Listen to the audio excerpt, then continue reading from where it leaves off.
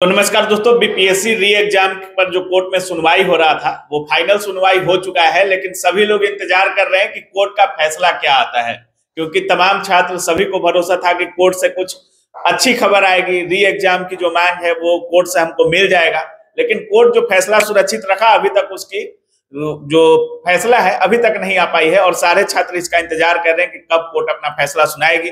और रहमांशु सर चूंकि शुरुआत से इन चीजों को देख रहे थे तो हमको नहीं लगता है इनसे बेहतर कोई बता सकता है। सबसे पहले स्वागत है सर आपका। बहुत बहुत धन्यवाद सर। जब से कोर्ट में कहा गया कि फाइनल सुनवाई हो चुकी है, अब फैसले की बारी है और फैसला सुरक्षित रख लिया गया कोर्ट से, तब से छात्रों को लग रहा है कि क्या होगा नहीं होगा, और सबसे बड़ा सवाल कि फैसला कब तक आ सकता है सर।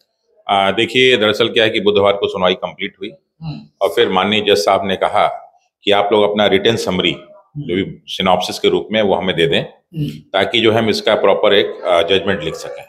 क्योंकि ऑलरेडी इसमें 6 केस थे, बहुत सारे डॉक्यूमेंट्स दिए गए थे, बहुत सारे एविडेंस दिए गए थे और बहुत सारे केस को कोट किया गया था।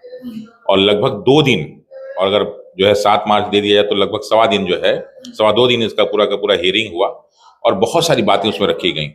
बहुत सारे जो है वहाँ डिस्कशन हुए, बहुत सारे कागज के फॉर्मेट में दिए गए, बहुत सारे एविडेंस दिए गए।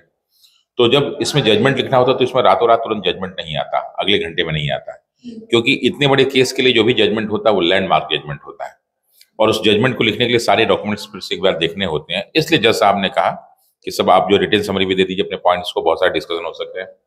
तो इसलिए हम लोगों ने फ्राइडे को फाइनली सारा का सारा रिटन समरी दे दिया। अब हम लोग फ्री हैं सब चीज़ों से। तो जहाँ हमें लगता है कि मंगलवार तक शायद ये जजमेंट पूरा कंप्लीट आ जाए। मंगलवार को बीपीएससी पर जजमेंट आएगा? हाँ, पूरा हम लोग को विश्वास है कि रिटन जजमेंट आ जाएगा उसमें। और क्या अनुमान है, जिस तरीके से आप कोर्ट में भी शुरुआत से लास्ट तक रहे, 2 दिन लगातार कोर्ट में, मतलब शुरू से अंत तक बीपीएससी मुद्दे पर सुनवाई हुई, आप शुरू से उसको देख रहे थे, बहस जो भी अंदर हो रहा था उसको देख रहे थे लाइव। आप क्या वैसा कुछ अनुमान है, क्या फैसला आ सकता है? चूंकि आप भी मतलब न्यायपालिका में बोले या वकील वगैरह से बहुत संपर्क में रहे हैं, आप क्या बोलिएगा? देखिए, मैं भी ऑलरेडी जो है सीएलसी, मैं कई बार बता चुका हूँ, मैं भी लॉ का जानकार हूँ, अच्छा जानकार हूँ।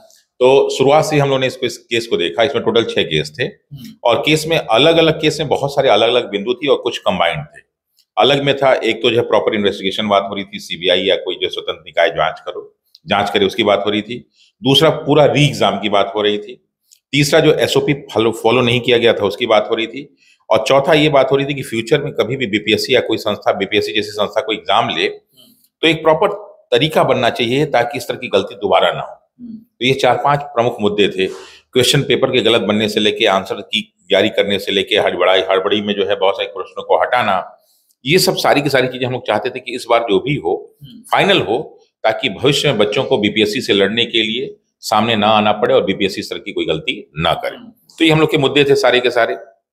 अब इन सारे मुद्दों में हम लोग ने सारे एविडेंस, क्योंकि 3 महीने से हम लोग का एविडेंस इकट्ठा करने का काम हो रहा था, तो जितने रिटेन एविडेंस थे वो बच्चों के एडमिट कार्ड, आधार कार्ड से लेके सारा का सारा, वो क्वेश्चंस के आंसर के लिए जितने एविडेंस चाहिए थे वो, अलग अलग सेंटरों पे क्या क्या हुआ है वो, और किस प्रकार एसओपी का ब्रीच हुआ है उसका वो पूरा का पूरा उन्होंने प्रूफ दिया। वो प्रूफ कागज के रूप में दिया, जो डिफरेंट लेटर्स जारी हुए हैं चाहे बीपीएससी द्वारा चाहे प्रशासन द्वारा, वो हम लोगों ने दिया।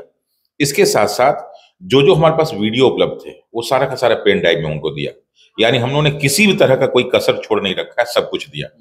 साथ ही साथ जब डिस्कशन हो रहा था तो डिस्कशन में दोनों पक्ष थे, हम लोग का भी पक्ष था और साथ ही साथ जो है विपक्ष भी था। विपक्ष में बीपीएससी, प्रशासन, सब कुछ लोग थे। उधर ललित किशोर साहब, साथ ही साथ जो है पीके साई, 2 प्रमुख जो है वहां पे वकील थे।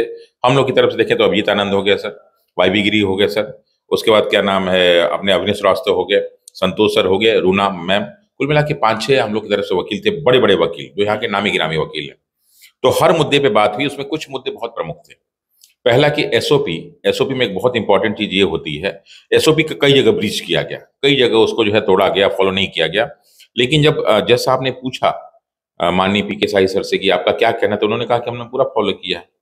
लेकिन हमने जब सारा का सारा तर्क देने से लगा तो मालूम हो गया कि साहब कुछ भी फॉलो नहीं हुआ है। और एक जो बापू परीक्षा परिषद में गड़बड़ी का बहुत बड़ा आधार था, वो क्या आधार बना कि एसओपी में लिखा हुआ है कि किसी भी क्लास में बच्चे हमेशा 12 के मल्टीपल में ही बैठेंगे, उसके अलावा किसी भी मल्टीपल में नहीं बैठ सकते। या तो 12, 24, 36, 48, 60 इसमें बैठेंगे। लेकिन बापू परीक्षा परिसर में हर कमरे में 273 बच्चों को रखा गया। तो हम लोगों ने इसको प्रूफ करने की कोशिश की कि जानबूझ के डेलिबरेटली बीपीएससी ने काम किया है ताकि इस तरह की चीजें हो जाए। और जिसका परिणाम क्या हुआ कि एक में अगर पेपर फटा तो फिर दूसरे में जाएगा, दूसरे से तीसरे में जाएगा, तीसरे से चौथे में जाएगा, और एक सीरीज चली, जिसके कारण जो है पूरा का पूरा बापू परीक्षा परिसर का पेपर लीक होने की संभावना हो गई। साथ ही साथ उन्होंने कहा कि साहब जैमर हमारे काम कर रहे थे। उन्होंने कहा जैमर नहीं काम कर रहे थे। उन्होंने कहा कि सारे इलेक्ट्रॉनिक इंस्ट्रूमेंट आप कहीं लेके नहीं जा सकते थे। हमने कहा लोग लेके गए हैं, और हमने वो सारी की सारी वीडियो दिखा दी कि क्लास में बैठे कैसे ग्रुप में नकल हो रहा है। सारी चीजें हमने उनके सामने दे दी और पेन ड्राइव में भी दे दिया। तो जो भी तर्क रखना था। उसके बाद एक बहुत प्रमुख मुद्दा है क्वेश्चन और आंसर को लेकर बहुत सारे क्वेश्चंस गलत। उसके जो 13 का गलत, वो भी 4 को भी गलत, 4 उसमें गलत, 4 उसमें गलत। फिर उन्होंने जो आंसर की जारी किया उसमें बहुत सारी गलती और इन्होंने सुधार के नहीं दिया, और उस पर इन्होंने मेरिट जारी कर दिया। तो ये समस्या है कि वही क्वेश्चन गलत है फिर भी मेरिट जारी हो रही है।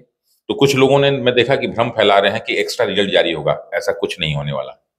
कभी किसी हालत में एक्स्ट्रा रिजल्ट जारी हो ही नहीं सकता, क्योंकि उसमें बहुत बड़ी समस्या है प्रश्नों को लेकर के। कैसे आप जारी कर सकते हैं? फिर बहुत सारे बच्चे कोर्ट में जाएंगे। फिर प्रश्न ये उठा कि सर इसमें बहुत सारे बच्चे वो हैं कि फेल हो गए तब केस किया। तो हम लोगों ने कहा कि नहीं साहब, इसका रिजल्ट बाद में आया है प्री का, और हम लोग की 4-4 केस, चाहे अभिजीत सर वाला केस हो, चाहे प्रशांत शेखर वाला केस हो, चाहे पप्पू कुमार वाला केस हो, और चाहे आपका जो है वो नेहा प्रवीण वाला केस हो, ये चारों के चारों केस जो है रिजल्ट आने के पहले के थे। और उन्होंने प्रूफ करके दिखाया, सब कागज उत्तर बोर्ड में रहता ही है। और फिर उन्होंने ये भी दिखाया कि साहब ये जो लोग कह रहे हैं कि फेल वाले बच्चे हैं, तो खुद बीपीएससी ने अपने प्रेस कॉन्फ्रेंस में बोला कि जो 14 बच्चे पप्पू कुमार वाले में थे उसमें 3 सेलेक्ट हुए हैं। उसके बावजूद ही बच्चे चाहते हैं कि इसमें री एग्जाम हो। तो हम लोगों ने उसको भी प्रूफ किया। फिर एक बहुत बड़ा मुद्दा उठा था कि जो बापू परीक्षा परिसर में राम इकबाल सिंह जो इनविजिलेटर थे, उनकी मृत्यु हो गई थी, उस मृत्यु के कारण क्या थे, और उसमें जितने भी डॉक्यूमेंट्स प्रशासन ने प्रस्तुत किया वो अलग, और जो हॉस्पिटल ने प्रस्तुत किया वो अलग। वो सारे डॉक्यूमेंट्स उन्होंने जमा किए। सर जब पूरा सुनवाई हो गया था तो लास्ट में जज साहब कुछ जरूर बोले होंगे। जब जो भी सुनवाई की प्रक्रिया समाप्त हो जाती है तो जज साहब कुछ न कुछ बोलते जरूर है। लास्ट वर्ड क्या था, लास्ट सेंटेंस क्या था जज साहब का? देखिए हुआ क्या कि जब हम लोग का सब पूरा एकदम समरी होने लगा, कंक्लूड होने लगा, तो ललित किशोर साहब ने जो है झल्ला के कहा कि हुजूर अब सब एकदम खत्म कीजिए, हुजूर अब ये खत्म कीजिए। तो हमारे जो है अभिनव श्रीवास्तव सर ने कहा कि सर पूरा जो है परीक्षा ही को रद्द कर दीजिए हुजूर, सब खत्म हो जाएगा। और फिर जो है जज साहब हंसने लगे। बिल्कुल देखते हैं। तो इससे हम लोग को लगा कि निश्चित रूप से जो है छात्रों के पक्ष में निर्णय आएगा। और एक चीज मैं आपको बता दूं, जितने भी हम लोग से प्रश्न पूछे गए उसका हमने का डेट भी अनाउंस है सर पहले से ही, और आपको भी ये चीजें पता है। अब भी आप कह रहे हैं कि री एग्जाम होगा और कोर्ट का फैसला अभी आना बाकी है। तो क्या छात्रों के हाथ खुशखबरी आएगा या ऐसी जद्दोजहद में छात्र री एग्जाम होगा नहीं होगा यही कर दें? देखिए बिल्कुल आपने कहा कि मेंस का डेट जारी हो, पहले ही जारी है, लेकिन मैंने कहा ना कि ये मुद्दा उठा था कि पीके साही साहब ने ये मुद्दा उठाया, तो उस पर हम लोग का चूंकि पहले से हम लोग कर रहे थे, तो हम लोगों ने कहा कि जो प्री का रिजल्ट जारी हुआ था उसके नीचे एक लाइन लिखी हुई है। लाइन क्या लिखी हुई है कि जो भी इसका निर्णय होगा वो निर्णय कोर्ट के दिए गए निर्णय पे ही डिपेंड होगा। अब उसके बाद आप मेंस जारी करा दीजिए, मेंस करा दीजिए, ज्वाइनिंग करा दीजिए, लेकिन कुछ भी प्रभाव नहीं होगा, क्योंकि पहले ही सारा का केस जा चुका है, उस पर सुनवाई हो चुकी है। इसलिए कुछ लोग जो ये लोग कह रहे हैं कि मेंस का डेट आ गया, ये कोई भी माने नहीं रखता।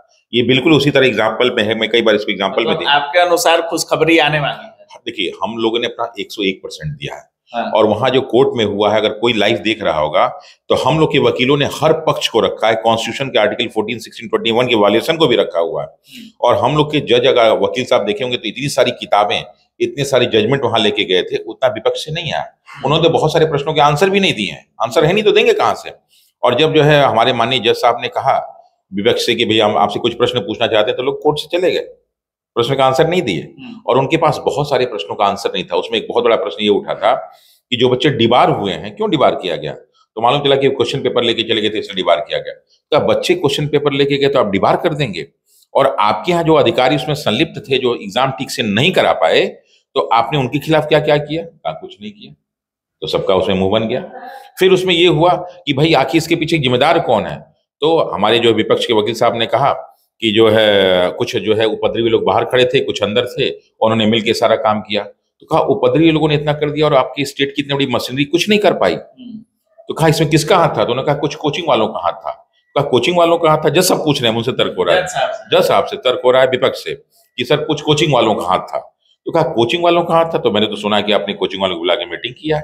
हाँ। तो ये रिश्ता क्या कहलाता है? अच्छा। ये बात वहां हंसी मजाक चल रही थी कि साहब ये कर रहे हैं।